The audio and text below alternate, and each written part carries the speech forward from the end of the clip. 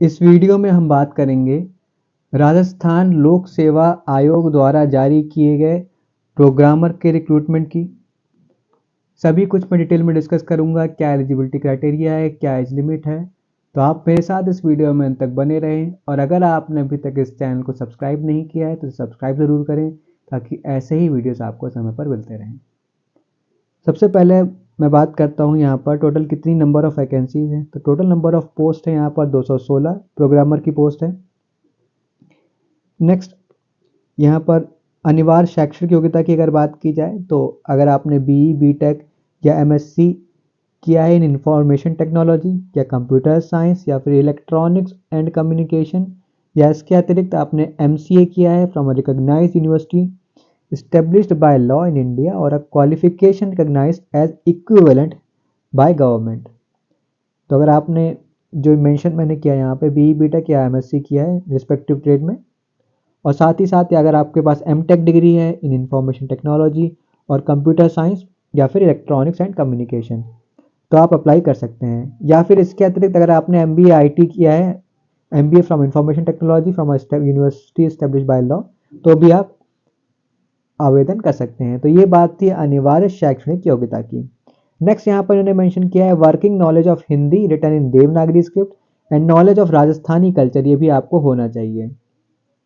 Next यहाँ पर पे मैट्रिक्स की बात की जाए तो पे मैट्रिक्स लेवल 12 का है, ग्रेड पे 4800। तो ये यहाँ पर पे मैट्रिक्स की बात है। वहीं अगर बात करें यहाँ पर आयु सीमा की, तो 1 जनवरी 2025 को ये कट ऑफ डेट यहाँ पर रखी है। तो को न्यूनतम आपकी आयु 21 वर्ष हो जानी चाहिए, अधिकतम आयु 40 वर्ष से कम होनी चाहिए।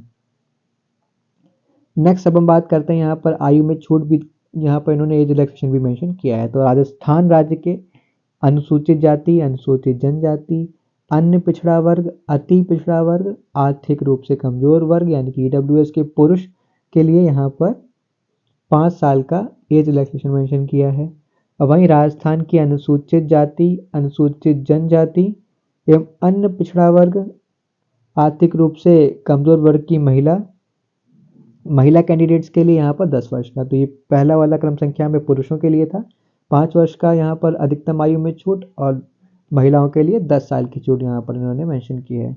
सामान्य अनारक्षित वर्ग की महिला कैंडिडेट के लिए यहाँ पर 5 वर्ष की छूट है, और वही विधवा एवं विच्छिन्न विवाह तलाकशुदा महिला के लिए यहाँ पर अधिकतम आयु सीमा कोई भी मेंशन नहीं की है।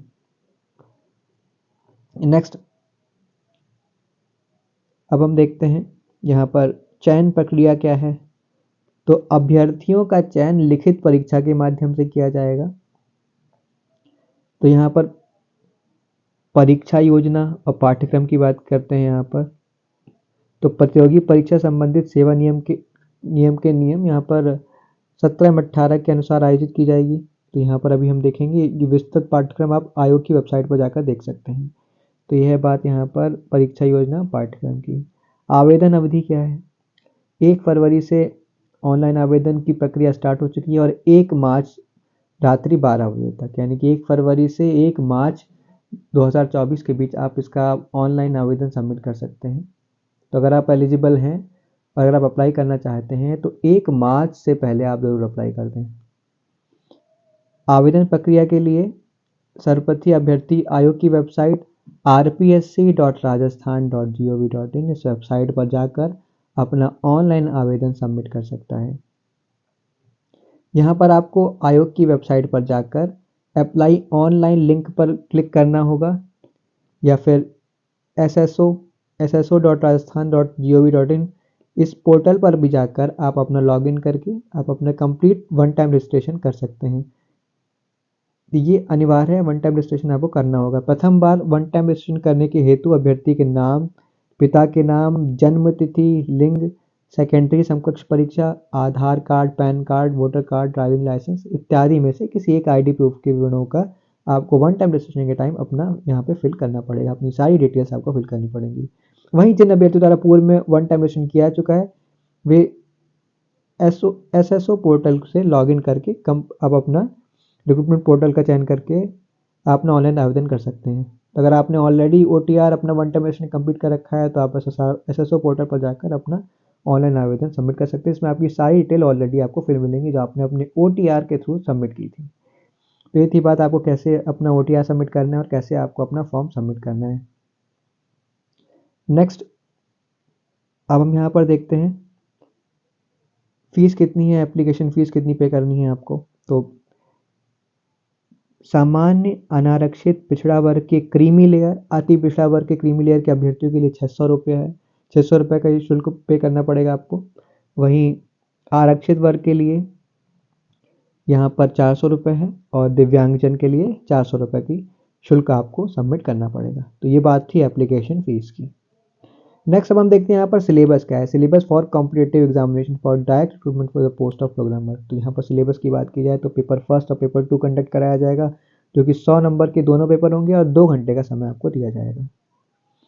यहाँ पर उन्होंने बात की है मिनिमम क्वालिफाइंग मार्क्स की। तो candidate who obtain a minimum of 40% marks in the aggregate for the written examination shall be considered to have obtained qualifying marks at the written level। यानी कि 40% यहाँ पर मिनिमम मार्क्स आपको gain करने ही होंगे। वहीं अगर बात की जाए तो रिजर्व कैटेगरी के लिए, कैटेगरी के लिए यहाँ पर मिनिमम 36% मार्क यहाँ पर नोटिफिकेशन में मेंशन किया है। अब हम बात करते हैं स्कोप ऑफ पेपर, यहाँ पे क्या क्या पूछा जाएगा। तो पेपर 1 में क्या क्या आएगा।